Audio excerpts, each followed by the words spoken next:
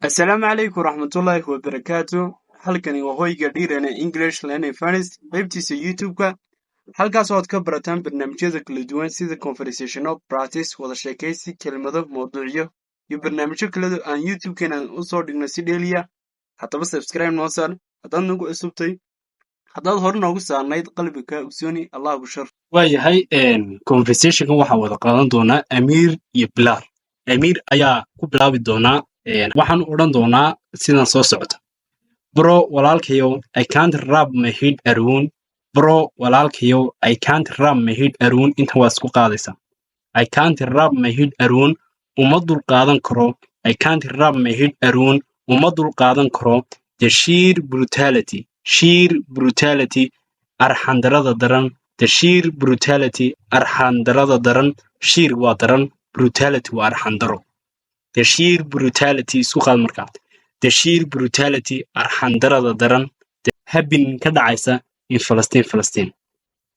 Waayahay bro walaalkayow I can't wrap my head around. Uma dul qaadan karo. The sheer brutality washaxnimada daran amba arxandaradan daran habin ka dhacaysa in Falastiin gudihiisa.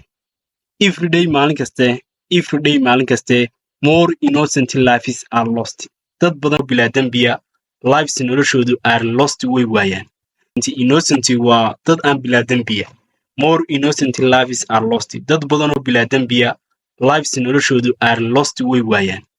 Slaughtered waa la qowracaa. Slaughtered waa la qowracaa. Bombed waa la qarxiyaa. Displaced waa la barakiciyaa. It's beyond devastating. Tani waa masiibo qaran. It's beyond devastating waa masiibo aan xad dhaafa micnaha. It's beyond devastating waa masiibo qaran sidoo kale xad dhaaf ah. Bilaal ayaa hadalka isaguna qaadan doonaa kadib markuu dhageystay hadalka ka soo baxay Amiir.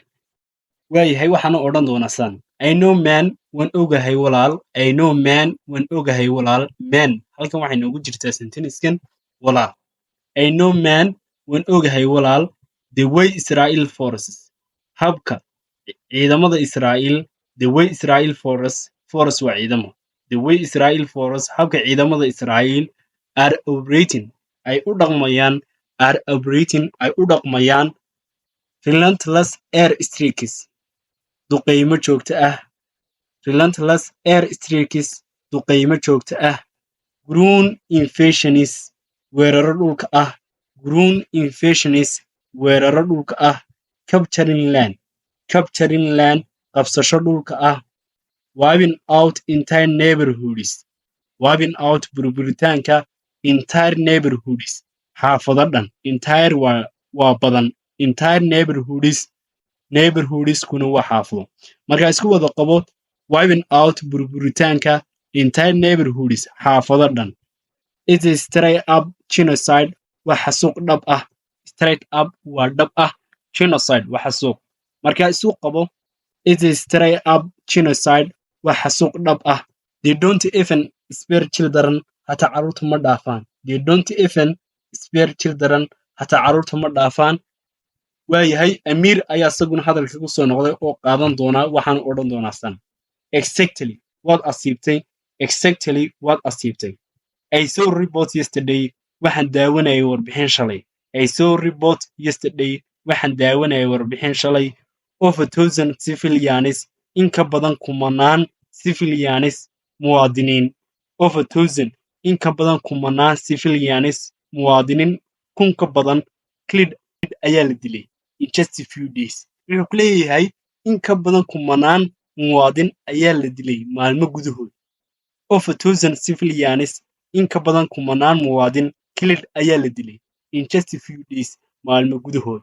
Killed ayaa la dilay in just a few days maalmo gudahood. Waayahay most of them intooda ugu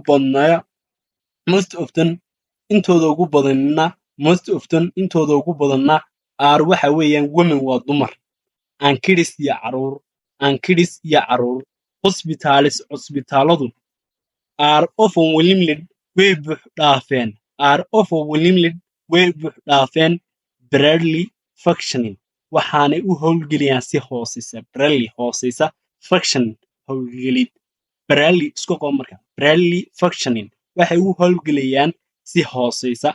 barely functioning waxay u howlgelayaan si hooseysa and the world duniduna silent way ka aamusantay as usual sideedii waayahay bilaal ayaa hadalkii qaadan doonaa waxaan odhan doonaa and those who speak up and those who speak up runta sheega and those who speak up kuwa hadla branded waxa lagu tilmaamaa astrocist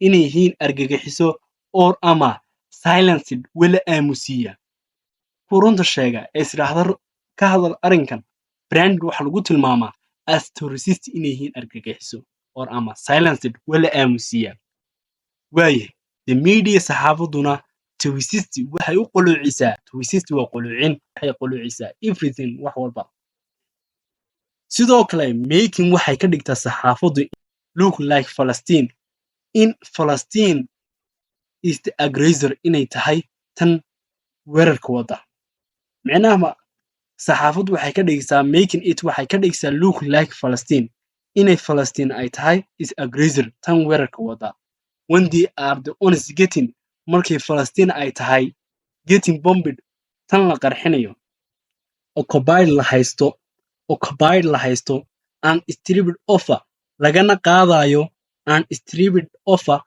qaadayo of their basic rights wixii xaquuqda ay u lahaayeen ay ka mid tahay dhulkeedii ay ka mid tahay in dadkeedii la dilo and stripped offer lagana qaadayo of their basic rights waxay xaquuqda u lahaayeen waayahay Amir ayaa hadalkii qaadan doona that is the skinning party that is taasi skinning part waa ta ugu murugada badan bilaalo waxaa soo sheegtay that is skinning party waa ta ugu murugada badan world powers quwadaha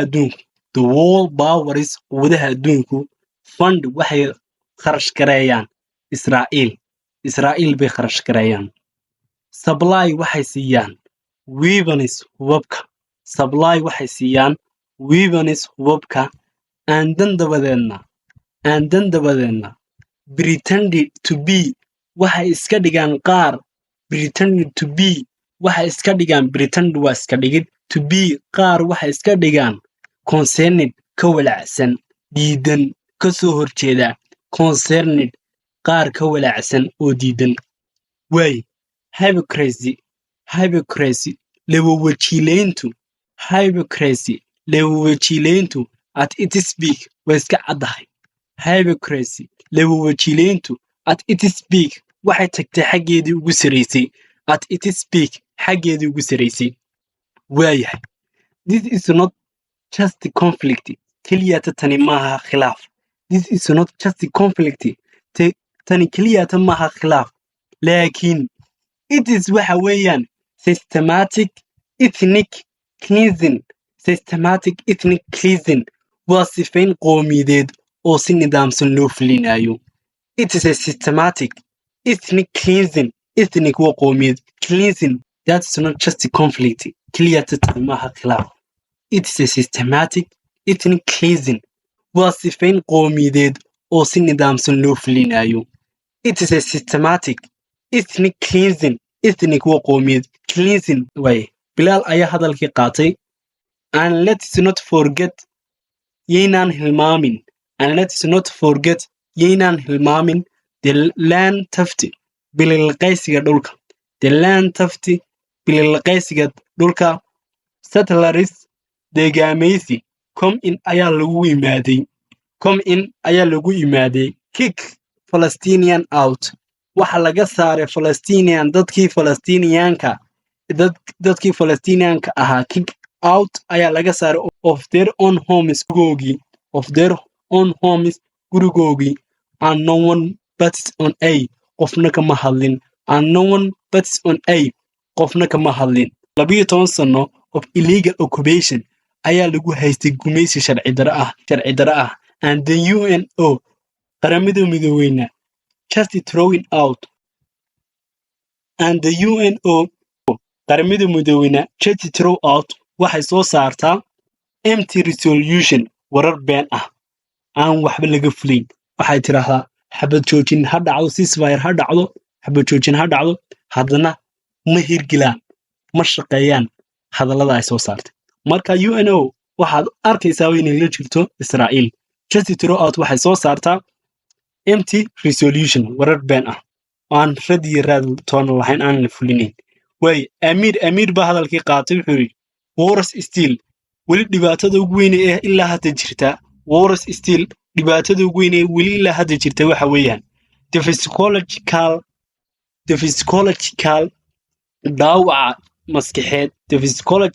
dhaawaca maskaxeed and physical trauma iyo dhaawaca jidh ahaaneed and physical trauma iyo dhaawaca jidh ahaaneed these people endure ay weli dadkan ay u dulqaadanayaan losing waxa la waayaa losing waxa nafahooga waaya entire families qoysas badan baa ku waaya in a single air strike hal duqaymo dhacda mararka qaar buu ku leeyahay nafahooga waxa ku waaya losing entire families qoysas badan baa nafahooga ku waaya single air strike hal duqaymo ay fuliyaan Israa'iil witnessing mass graves waxa loo aasaasaa wadajir xabaalo wadareed baa la sameeyaa witnessing mass graves xabaalo wadareed ayaa la sameeyaa women dumarku being violated waa qaal la kubsado women dumarku being violated waa qaal la kubsado it's hell waa cadaab on earth dhulka dushiisa ah it's hell waa cadaab on earth dhulka dusheeda ah amiir ayaa hadalkii qaatay even when the Palestinians resisting hataa markay Palestinianku ay iska caabinayaan weerarada iyo migrantsa duulimeedka ay ku qaadayaan Israa'iil Palestine ay ku soo qaadayaan the labeled waxay ku magacaabaan terrorist inay tahay iska caabitaanka ay sameeyeen dadka Palestine inay yihiin they are labeled waxay ku magacaabaan terrorist inay tahay argagixiso but laakiin what do you expect maxad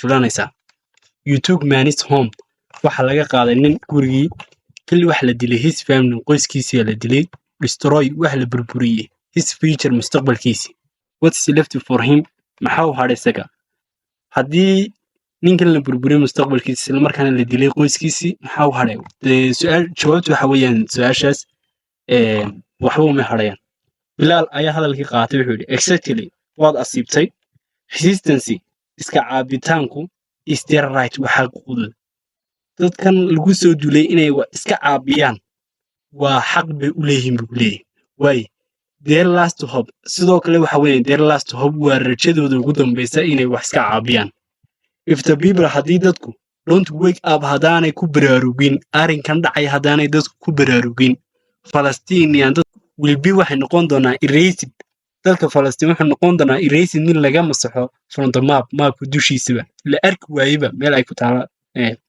Palestine la yiraahdo bariga xagga ku taal and the blood diguna will be on the hands wuxuu ahaan doonaa gacmaha dushooda of not just clear tama ahaanayo operators kuwa gumeystayaasha bad laakiin also sidoo kale wuxuu ahaanaya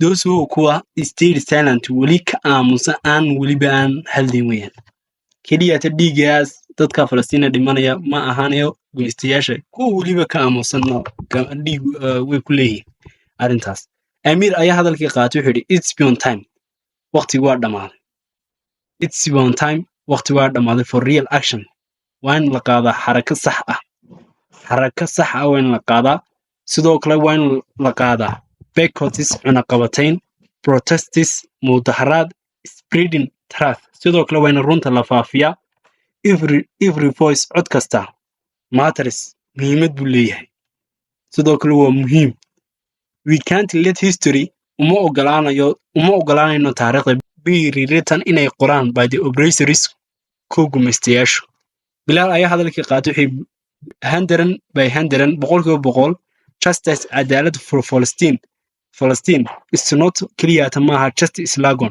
hal ku dhig clear tamaha but laakiin it's a responsibility waa mas'uuliyad inagana wada saaran aad iyo aad baad mahadsantihiin sida fiican noo dhageysateen maanta intaas nagu joogi doona hadda doonaysaan inaan soo badiyo insha Allah comment ku soo qor